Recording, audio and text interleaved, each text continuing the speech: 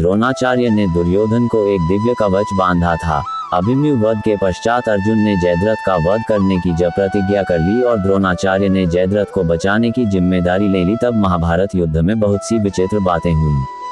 अर्जुन जयद्रथ को ढूंढ रहे थे। कौरवों के सेनापति द्रोणाचार्य ने उस दिन चक्र शकट व्यूह की रचना की और मुख्य द्वार पर स्वयं खड़े हो गए।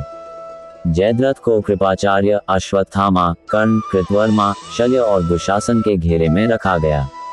अर्जुन व्यूह को भेदने के लिए द्रोणाचार्य के सामने गए, तब उन्होंने व्यूह में प्रवेश करने की अनुमति मांगी, लेकिन द्रोणाचार्य ने युद्ध के लिए ललकारा। अर्जुन भयंकर युद्ध करते हुए अन्य मार्ग से व्यूह में प्रवेश कर गए और कौरवों के महारथियों का वध करने लगे। तब दुर्योधन बहुत खिन्न हुआ और उसने द्रोणाचार्य को कटु वचन कहे। तब द्रोणाचार्य ने कहा, अर्जुन को रोकना असंभव है। मैं तुम्हें एक दिव्य कवच देता हूँ जिसे बांधकर तुम अर्जुन से युद्ध करो। ये बात सुनकर दुर्योधन घबरा गया। तब द्रोणाचार्य ने उसे आश्वासन दिया कि वह कवच अभेद्य है। इंद्र और वृत्रासुर के मध्य होने वाले युद्ध के लिए भगवान शंकर ने उस कवच को इंद्र को दिया था। इंद्र ने बाद में वह कवच महर्षि अंगिरा को दे दिया। अंगिरा ने अपने पुत्र बृहस्पति को, बृहस्पति ने अग्निवेश को और अग्निवेश ने द्रोणाचार्य को दे दिया था वह कवच।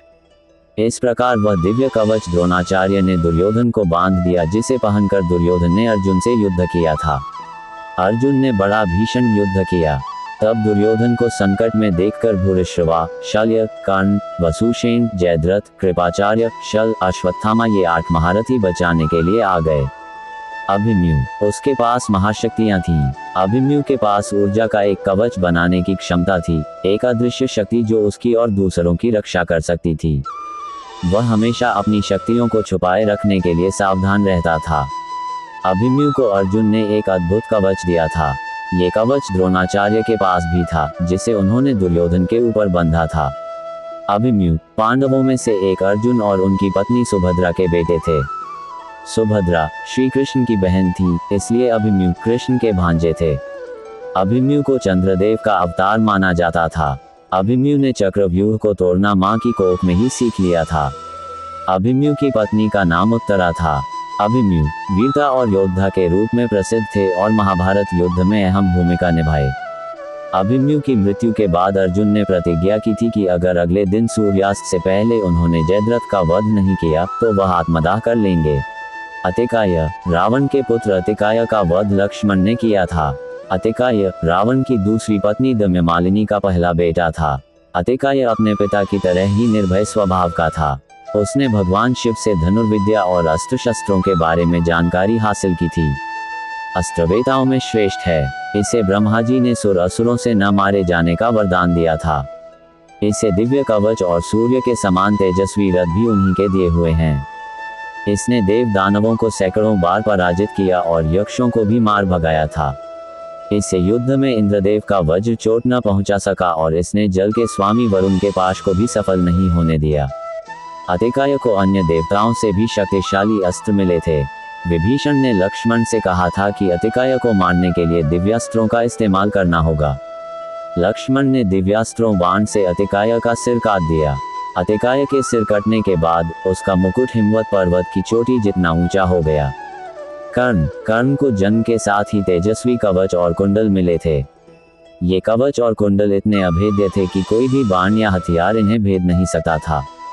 कर्ण के कवच और कुंडल को लेकर इंद्र और कृष्ण चिंतित थे, क्योंकि ये कर्ण की त्वचा से अभिन्न रूप से जुड़े हुए थे। इंद्र ने योजना बनाई कि जब कर्ण सूर्य देव की आराधना कर रहे होंगे तब वे भिक्षुक के वेश में उनसे कवच और कुंडल मांग लेंगे। सूर्य देव ने इंद्र की योजना के बारे में कर्ण को बताया, लेकिन कर्ण अपने वचनों से पीछे नहीं हटे। कर्ण ने खुशी खुशी अपनी ये दोनों चीजें इंद्र को सौंप दी। कर्ण के कवच और कुंडल को लेकर इंद्र इंद्रलोक नहीं जा सके थे, इसलिए उन्होंने उसे धरती पर ही एक जगह छिपा दिया था। कुछ मान्यताओं के मुताबिक आज भी ये कवच और कुंडल उस जगह पर मौजूद हैं।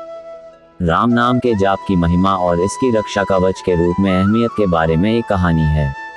एक बार चर्चा हो रही थी कि भगवान राम ज्यादा शक्तिशाली हैं या उनके नाम का जाप। उस समय हनुमान जी पर श्री राम के तीरों का कोई असर नहीं हुआ। राम नाम का जाप उनके लिए एक रक्षा कवच के समान काम करता था। राम नाम के बारे में कुछ और बातें। राम नाम का संधि विच्छेद करने पर इसका अर्थ होता है जो पाताल, आकाश और धरती का स्वामी है वही राम है। राम नाम का जाप करने से मन पवित्र होता है और शोक संताप दूर होते हैं। राम नाम का जाप करने से माया की बेगाड़ से भी मुक्ति मिलती है। राम नाम लिखने से मन एकाग्र होता है और स्मरण शक्ति बढ़ती है। माना जाता है कि लाल रंग की स्याही से श्री राम का नाम लिखने से हनुमान जी प्रसन्न होते हैं। भगवान राम के जन्म से पहले इस नाम का इस्तेमाल ईश्वर के लिए होता था। मेरी यह जानकारी आपको अच्छी लगी हो तो मेरे चैनल को सब्सक्राइब करें, वीडियो को लाइक करें और कमेंट करें। धन्यवाद। राधे राधे।